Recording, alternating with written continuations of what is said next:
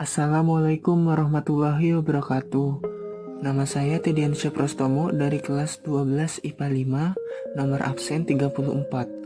Di sini saya akan menjelaskan mengenai penerapan bioteknologi dalam proses pembuatan tempe.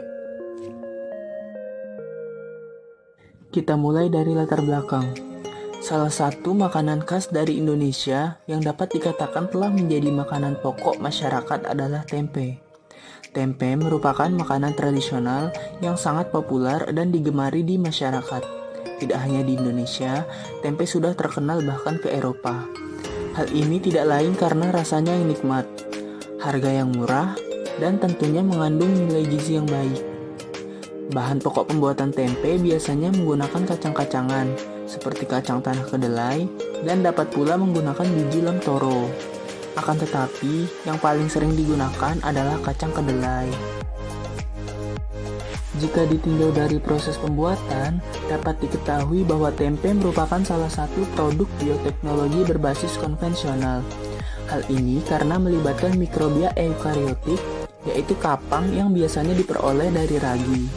Artinya, di dalam ragi tersebut mengandung 4 jenis kapang dari kelompok Rhizopus, yaitu ada Rhizopus oligosporus, Rhizopus stolonifer, Rhizopus arhizus, dan Rhizopus oryzae. Hifa dari kapang inilah yang terlihat berwarna putih pada tempe. Melihat dari segi ekonomi konsumsi masyarakat yang begitu tinggi terhadap tempe, maka penting dipaparkan pada materi kali ini. Selain karena daya konsumsi yang tinggi, tentunya kemampuan dasar dalam wirausaha berbasis pengetahuan biologi, salah satunya dalam membuat tempe sangat penting untuk diketahui. Sekarang kita masuk ke proses pembuatan tempe dalam skala industri. Langkah pertama dalam cara membuat tempe adalah dengan memilih kedelai yang bagus. Langkah selanjutnya adalah membersihkan kacang kedelai tersebut. Tujuan pembersihan ini adalah untuk membuat kedelai menjadi bersih dan bebas dari kotoran yang menempel. Dengan kedelai yang bersih, tentu tempe yang dihasilkan juga akan memiliki kualitas yang baik. Langkah selanjutnya untuk membuat tempe adalah merendam kacang kedelai. Rendam kacang kedelai dengan air bersih seharian. Langkah ini adalah cara lanjutan untuk melakukan sortir. Jika saat direndam ada kacang kedelai yang mengambang, maka ambil dan buang. Setelah kedelai direndam, cara membuat tempe selanjutnya adalah memisahkan kulit ari dari kedelai. Cara ini bisa dilakukan dengan cara melakukan peremasan biji kedelai yang sudah direndam semalaman. Setelah pemisahan kedelai dari kulit ari, cuci lagi kedelai hingga bersih. Jika kedelai sudah dicuci bersih, siapkan baskom dan isi dengan air. Panaskan air hingga mendidih dan rebus kedelai sebagai bahan tempe tersebut. Rebus selama beberapa waktu hingga bisa dipastikan kedelai sudah matang. Perebusan ini memang membutuhkan waktu yang cukup lama.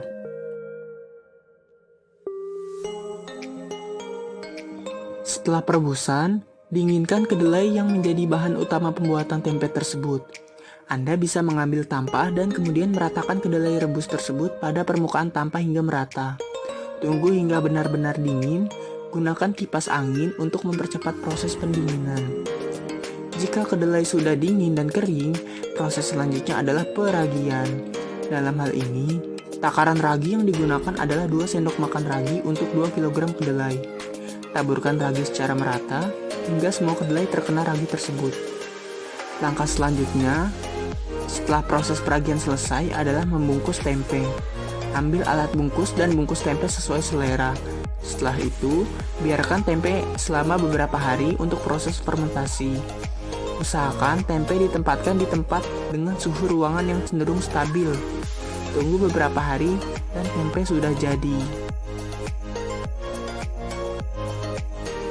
Kita masuk ke organisme yang dimanfaatkan dalam proses produksi pembuatan tempe. Fermentasi merupakan tahap terpenting dalam proses pembuatan tempe. Menurut hasil penelitian, pada tahap fermentasi terjadi penguraian karbohidrat, lemak, protein, dan senyawa-senyawa lain dalam kedelai menjadi molekul-molekul yang lebih kecil sehingga mudah dimanfaatkan atau dicerna oleh tubuh. Pada proses fermentasi kedelai menjadi tempe, terjadi aktivitas enzim amilolitik, lipolitik, dan proteolitik yang diproduksi oleh kapang Rhizopus sp. Pada proses pembuatan tempe, sedikitnya terdapat 4 genus Rhizopus yang dapat digunakan. Rhizopus oligosporus merupakan genus utama, kemudian Rhizopus oryzae merupakan genus lainnya yang digunakan pada pembuatan tempe di Indonesia. Atau bisa juga dengan menggunakan Rhizopus stolonifer dan Rhizopus arhizus. Manfaat penerapan bioteknologi pada proses pembuatan tempe. Manfaat yang kita dapat dari penerapan bioteknologi konvensional pada pembuatan tempe adalah: yang pertama, tempe mengandung nilai gizi yang tinggi. Yang kedua, mudah dicerna di dalam tubuh. Dan yang terakhir, sebagai sumber alternatif lain yang berasal dari kedelai. Sekarang kita masuk ke pembahasan yang terakhir, yaitu perkembangan tempe di Indonesia. Tempe merupakan makanan olahan kedelai yang berasal dari Indonesia. Kata tempe berasal dari bahasa Jawa kuno. Pada zaman Jawa kuno terdapat makanan berwarna putih terbuat dari tepung sagu yang disebut tumpi. Tempe segar yang juga berwarna putih terlihat memiliki kesamaan dengan makanan tumpi tersebut. Selain itu, terdapat rujukan mengenai tempe dari tahun 1875 dalam sebuah kamus bahasa Jawa Belanda. Sumber lain mengatakan bahwa pembuatan tempe diawali semasa era tanam paksa di Jawa pada saat itu. Masyarakat Jawa terpaksa menggunakan hasil pekarangan seperti singkong, ubi, dan kedelai sebagai sumber pangan. Kedelai yang difermentasikan menggunakan kapang Aspergillus. Selanjutnya, teknik pembuatan tempe menyebar ke seluruh Indonesia, sejalan dengan penyebaran masyarakat Jawa yang bermigrasi ke seluruh penjuru tanah air.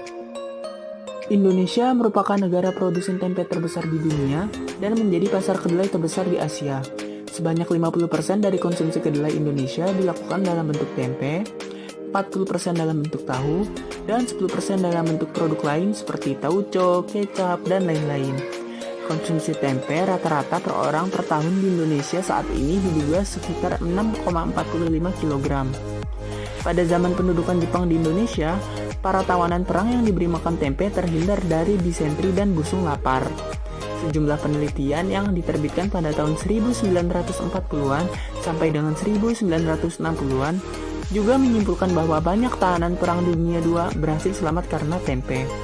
Menurut Ong Hok Ham, tempe yang kaya protein telah menyelamatkan kesehatan penduduk Indonesia yang padat dan berpenghasilan relatif rendah.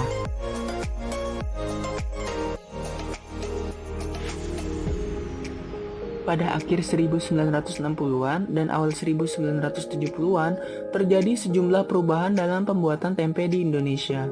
Plastik mulai menggantikan daun pisang untuk membungkus tempe. Ragi berbasis tepung yang diproduksi mulai 1976 oleh Lembaga Ilmu Pengetahuan Indonesia dan banyak digunakan oleh Koperasi Produsen Tempe Tahu Indonesia (KOPTI) mulai menggantikan larut tradisional.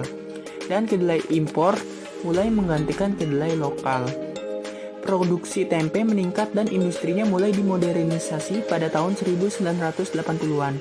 Sebagian besar berkat peran serta KOPTI yang berdiri pada 11 Maret 1979 di Jakarta dan pada tahun 1983 telah beranggotakan lebih dari 28.000 produsen tempe dan tahu. Standar teknis untuk tempe telah ditetapkan dalam Standar Nasional Indonesia dan telah berlaku sejak 9 Oktober 2009. Ialah SNI 3144 tahun 2009. Dalam standar tersebut, tempe kedelai didefinisikan sebagai produk yang diperoleh dari fermentasi biji kedelai dengan menggunakan kapang Rhizopus sp. Berbentuk padatan kompak, berwarna putih, sedikit keabu-abuan, dan berbau khas tempe. Terima kasih. Sekian presentasi yang dapat saya sampaikan. Kurang lebihnya mohon maaf. Wabillahi taufik wal hidayah. Wassalamualaikum warahmatullahi wabarakatuh.